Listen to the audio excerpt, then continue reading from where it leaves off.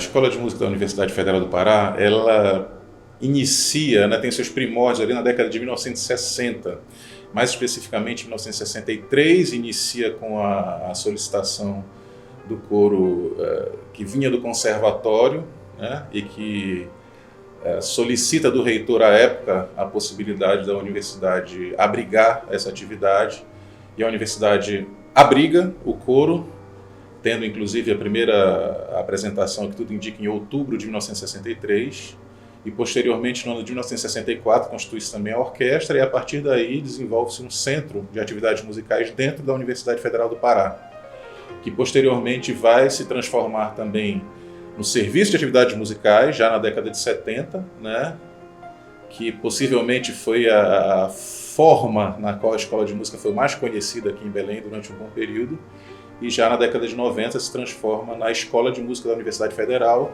do Pará, que é o termo pelo qual ela é conhecida até hoje, né, e que vem se estruturando. A Escola de Música ela passa por uma série de transformações no decurso da história, e hoje ela se apresenta como uma escola que pretende ser moderna, que pretende abranger o máximo possível de manifestações musicais, de possibilidades de ensino de música, atuando não apenas naquele modelo mais tradicional e conhecido, que seria um modelo que a gente chama de conservatorial, com repertório tradicional europeu, né, com a busca do virtuosismo, ensino de teoria separado do ensino de prática, mas também pretende atuar naquilo que a gente chama genericamente de música popular, manifestações, por exemplo, que vem desde o jazz, que é uma influência norte-americana, mas também nas músicas brasileiras e músicas paraenses também.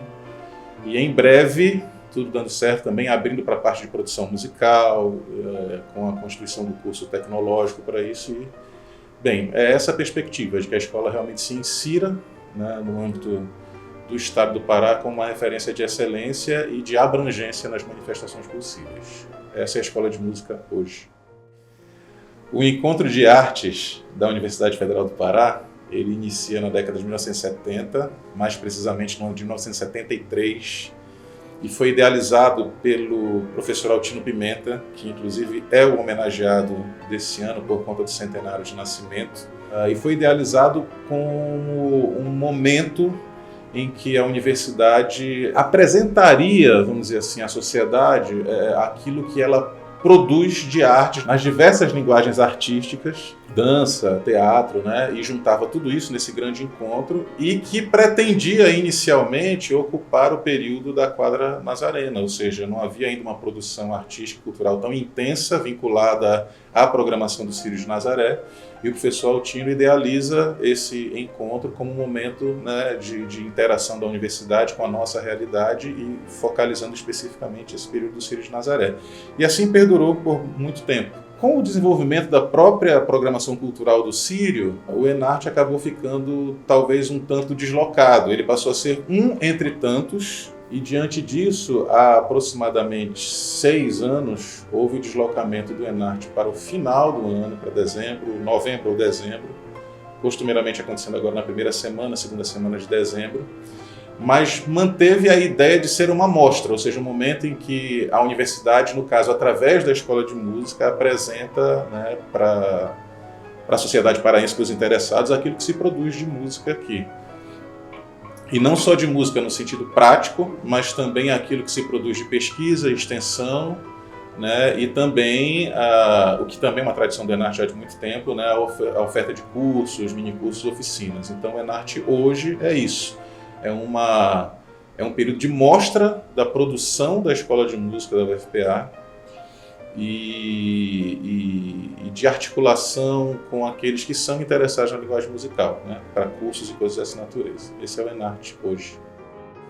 O Enarte de 2021, 48º Enarte, ele faz uma homenagem mais do que merecida ao professor Altino Pimenta. Pessoalmente, eu tive pouquíssimas oportunidades de conviver com o professor Altino. Eu não fui aluno da escola de música quando estudante, mas eu tive a oportunidade de participar de uma ou outra oficina de piano com ele, e ele sempre foi muito marcante pela maneira como dialogava, como conversava com a gente. Isso realmente me marcou desde o início, mas principalmente desde que eu entrei aqui na escola de música como professor, Aliás, desde um pouco antes eu percebia que havia uma relação muito intensa entre a realidade da escola de música, os professores que já estavam aqui há mais tempo, ex-alunos da escola, e a atuação do professor Altino. De alguma maneira, é como se na história da escola de música houvesse um antes do Altino e depois do Altino, por conta do dinamismo dele, por conta das iniciativas que ele sempre tomava para tentar alcançar o objetivo de fazer com que as pessoas estudassem música com o máximo possível de liberdade.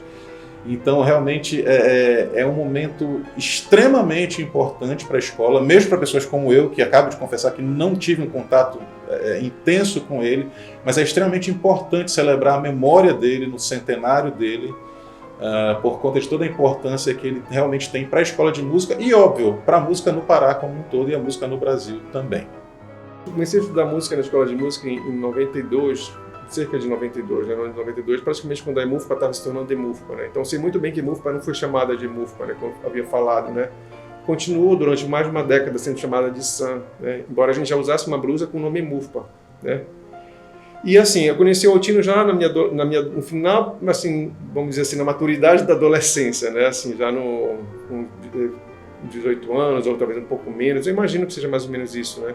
E para mim foi muito interessante porque foi um senhor que se olhou para um jovem estudante que não tinha um lastro de formação musical, que não vinha de uma linhagem de músicos. Então, para mim, o Altino, assim, ele foi para mim foi sempre admirável isso, né? O fato dele ter olhado para mim e, assim, visto que eu poderia dar certo, né? naquela acepção de dar certo, de que eu poderia caminhar, enfim. Então, para mim, isso foi muito, muito importante, assim, não que isso foi um divisor de águas, mas que isso foi importante, sim, muito importante para mim, para imaginar e querer continuar na área de música, porque eu tinha um grande amor pela música mesmo, né? Muito grande. Então, isso para mim, o Altino contribuiu, com certeza, nesse sentido, né? Para mim, o Altino, assim, meio atípico, porque a gente tem um compositor que parece que acumulou uma grande experiência ao longo da sua vida, se envolvendo com gestão, com rádio, né, gestão de escola, com ensino, com rádio, com pequenos lances de composicionais ao longo da vida dele, mas parece que ele vai acumulando tudo isso, e quando chega na década de 80, que eu acho que o ritmo foi desacelerando, né, os filhos já estavam bem grandes, ele teve 4 filhos, né, com a mesma esposa, Dona Júlia Pimenta, e assim, aí ele vai começando a se dedicar mais para as apresentações artísticas envolvendo já a música dele. Aí quando chega na década de 90, ele resolve, já está aposentado, ele vai viver fazendo a música que ele gostava de compor, e ele disse várias vezes isso em jornal: eu faço a música que eu gosto de compor, né? Então era uma coisa que ele chamava de instintiva, né? Que ele sentava, às vezes acordava de madrugada, então a gente tem esses relatos do jornal, né? Ele acordava de madrugada e ia compor, e a música saía naturalmente, assim que ele descrevia esse processo composicional dele.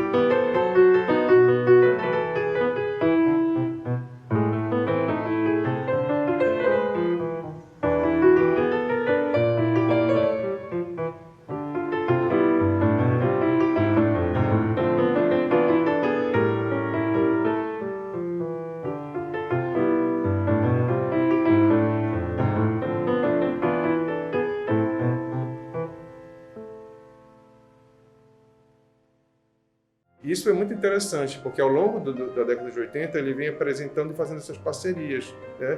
Ao longo da década de 80 que ele vai começar a produzir mais a obra dele vai crescendo, a ponto que chega na década de 90, ele tem já um material interessante que ele apresenta isso numa edição de 94, que são justamente aquelas edições que a Universidade Federal do Pará publicou. São as peças de piano solo, com algumas delas também se tornaram também peças de música de câmara, ele fez uma adaptação, e outro álbum é o álbum de canções e piano. Então ele lança isso em 94, né?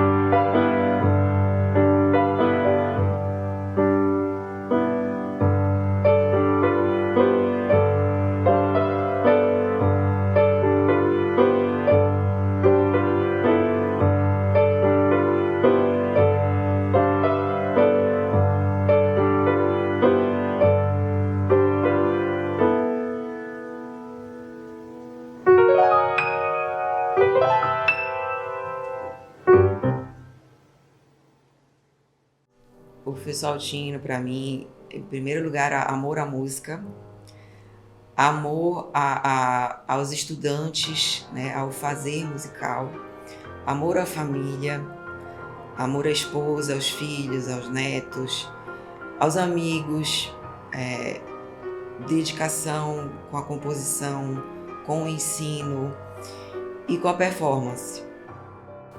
Bem, então, essa peça, Suíte Amazônica número 2, que ele dedicou a mim, o Henrique vai tocar o terceiro movimento, né? Ela contém 3 movimentos, o prelúdio, o segundo é um movimento lento e o terceiro, ele é mais ritmado, chama-se Arrasta-Pé. Tem alguns desafios, né, tecnicamente falando, mas é muito interessante termos rítmicos, né? E o Henrique está executando muito bem. Também fiquei muito feliz por ele estar apresentando o terceiro movimento.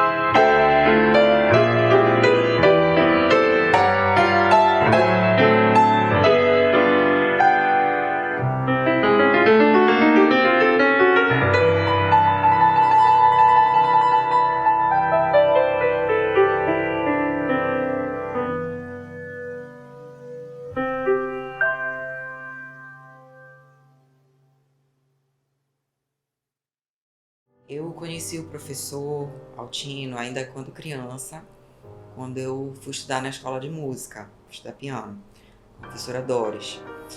E o que eu me recordo dessa época é que ele era uma pessoa que entusiasmava muito os alunos, né? E inclusive levava os alunos para fazerem cursos fora, em outras cidades. E uma dessas vezes eu fui, ele me levou para um recital em Belo Horizonte. Eu tinha uns 14 anos. E então eu lembro muito disso, dele assim, entusiasmando a gente estudar, tocar fora, ir para fora, se especializar, né? E se apresentar em recitais, concertos.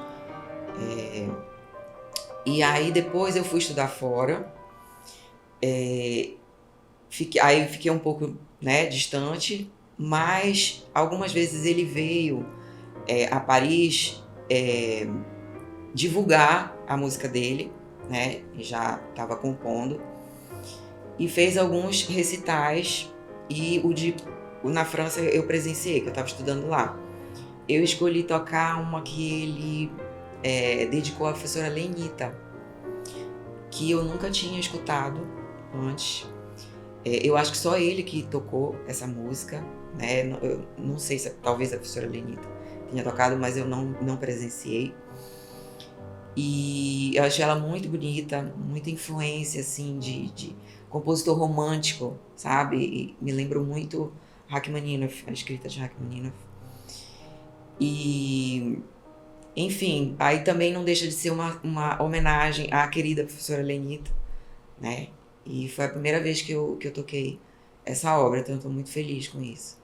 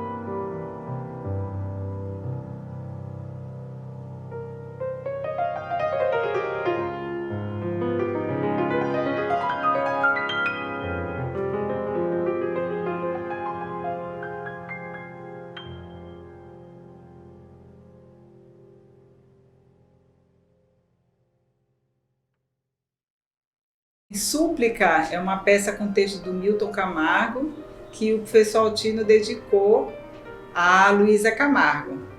Na verdade, o poema é uma homenagem, a gente sente que o Milton Camargo falava da própria esposa da Luísa Camargo, que foi nossa professora aqui da escola também, por muitos anos, grande pianista, né? E ele dedicou a súplica para a Luísa Camargo. É uma peça apaixonadíssima. Eu, antes de cantar com o Altino, eu já cantava essa peça, já canto há muitos anos, apresentei até em concurso. O Altino mal sabia, mas antes dele me convidar para ser intérprete das canções dele, com ele ao piano, eu já cantava a música dele. Eu já era entusiasta, era uma música que me tocava. Mas eu conhecia mais as músicas do livro, que foi publicado pela UFPA na década de 90, no início da década de 90. Então, aí sim, com essa aproximação, ele me apresentou muitas outras obras que ele havia feito mais recentemente. Mas essa peça é uma peça apaixonadíssima, né? Que ele chamava o professor Milton Camargo de Milton Meu Amor, porque eles se tratavam com muito carinho, a Luísa e o professor Milton, e mandavam beijinhos, né? E próprio do professor Altino, sempre muito alegre, muito brincalhão, ele falava, vamos fazer o Milton Meu Amor, e mandava 2 beijinhos, né? Antes de executar a peça. Eu cheguei a cantar com ele também a súplica.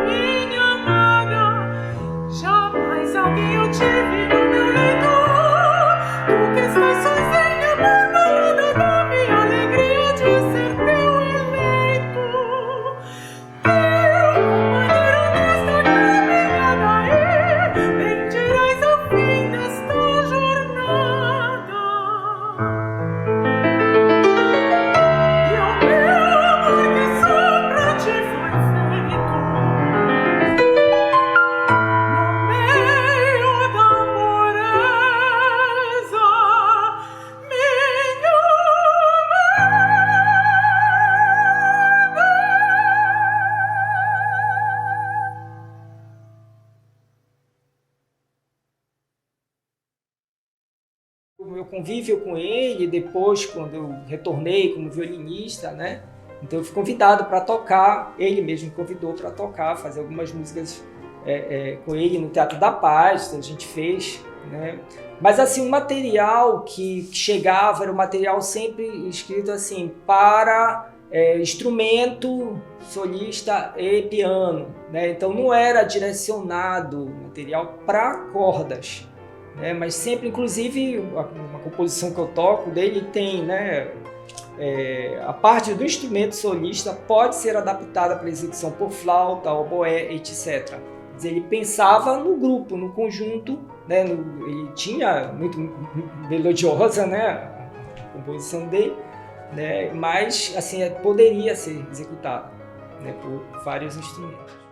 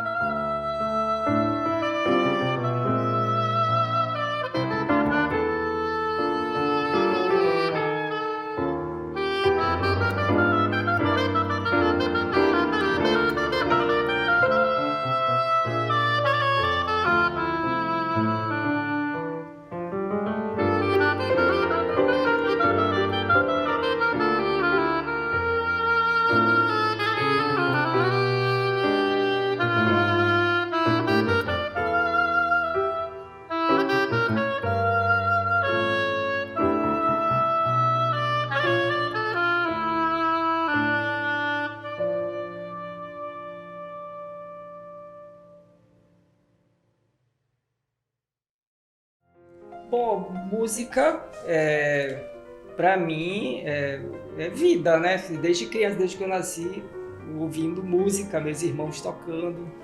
Então, esse aprendizado musical, ele veio na família, né? Isso tocando em casa com os irmãos, depois aulas no Conservatório Carlos Gomes, aulas na escola de música e a vida musical muito intensa, sobretudo na escola de música, porque tínhamos a orquestra juvenil da universidade, né? Então desde criança, 11 anos, que eu passei a tocar em orquestra e perceber esse cenário musical. E aí entra o Altino também.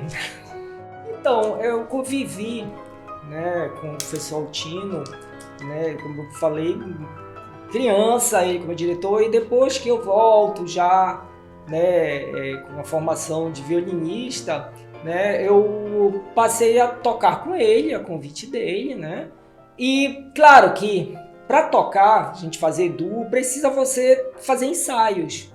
E esses ensaios eu lembro, né, que o Soltino já tinha, não estava mais tão ligado à escola, ele já estava aposentado, então os ensaios aconteciam na casa dele, né? Então eu ia para lá ensaiar e nós tocávamos muitas coisas, não eram as composições para canto, por exemplo, né? Eu lembro de ter tocado com ele composições para canto. Uma coisa muito interessante, eu ainda jovem, lembrei agora, eu ainda estudava piano, né? Eu toquei piano e ele, eu sei que ele gostava mesmo muito de mim, né? Assim, eu me orgulho disso. E o pessoal tinha...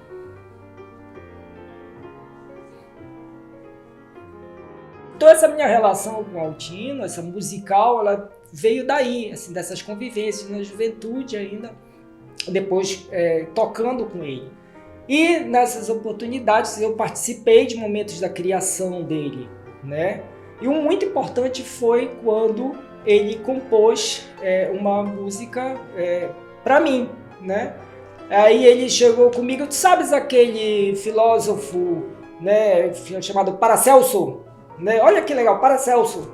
Pois é, eu fiz uma composição para ti, Paracelso. Então ficou, né, ele brincando com o nome do Paracelso, né? E disse que a composição seria Paracelso. Então seria esse o nome da música. Né? E me mostrou, era um manuscrito, né, que assim, era difícil de ler, né? Algo muito difícil de ler, mas tinha que ler, porque ele disse, olha, a gente vai tocar isso aqui, porque ele era muito determinado para ler as coisas, né? Então a gente vai fazer isso aqui no recital tal, né? Eu disse, tá bem, professor, vamos lá. Então ali eu participei com ele da criação, porque ele, ele conhecia os instrumentos, mas tinha particularidades, que ele ia perguntando, isso aqui, como funciona isso aqui? Né? Faça assim, não, vamos... Então, quer dizer, a gente foi ajustando a obra ali, né?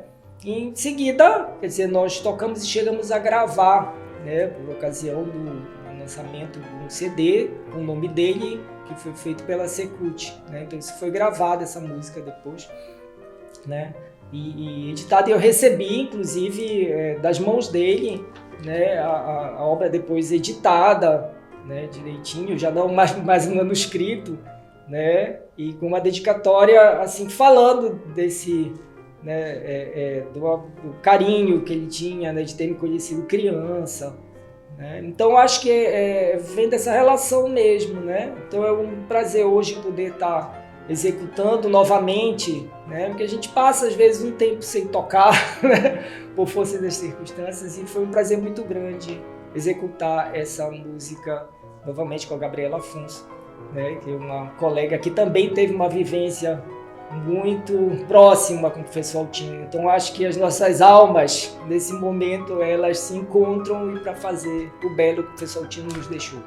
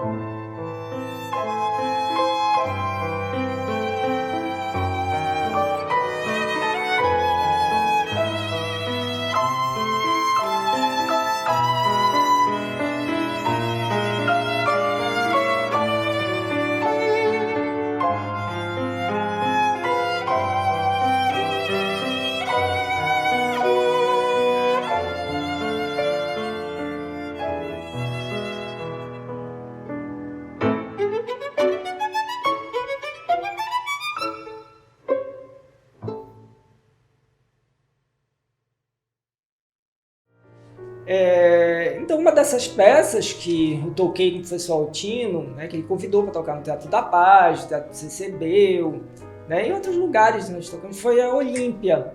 Né? Então, uma composição que eu considero assim, muito significativa, né, pelo valor até no nome. Né? Olímpia é o cinema, o principal cinema, né, que temos em Belém, mas também tem a sua importância a nível nacional.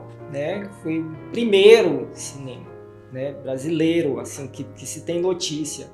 Né? E fica na Praça da República, quer dizer, um lugar também assim, histórico, né? Em Belém, onde fica o Teatro da Paz, quer dizer, você tem ali naquele núcleo, né, prédios muito importantes. Então, o professor Altino, ele conta, né, que ele vivia ali naquele meio, não só vivia aquele meio, mas, por exemplo, ele vivenciou o cinema mudo.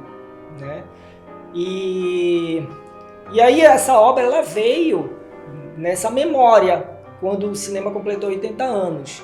Né? E a gente tocando uma das apresentações, ele me trouxe um texto. E nesse texto ele diz, né, que desde menino frequentava o nosso velho e tradicional Cinema Olímpia da Praça da República. Certo dia resolveu homenagear o Olímpia dedicando-lhe uma música de sua autoria. Por coincidência, era o ano em que a Casa de Espetáculos fazia 80 anos. Esta música sugere as gatimônias e reverências de Charlie Chaplin, as correrias de Tom Mix e os romances de Rodolfo Valentino, com o açúcar bem refinado do princípio do jazz, o bom ragtime.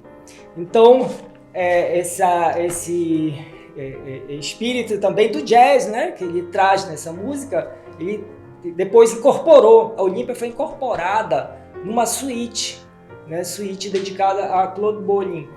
Né, então ele tinha os movimentos, acho que 3 movimentos, e aí depois ele trouxe a Olímpia para junto.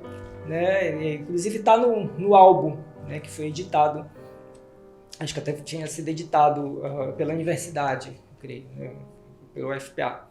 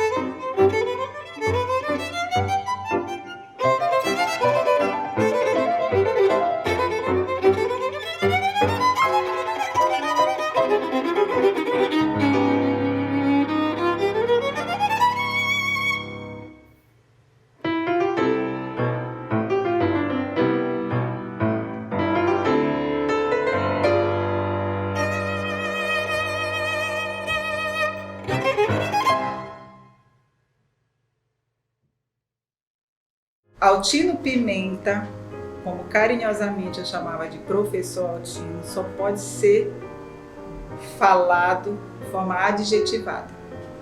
Criativo, generoso, bondoso, alegre, entusiasmado. São tantos os adjetivos que é difícil colocar em palavras. Mas fica a saudade e a missão de perpetuar e de levar essa música dele à frente, né? E se a saudade existe, ela se esconde no Aningal do Rio.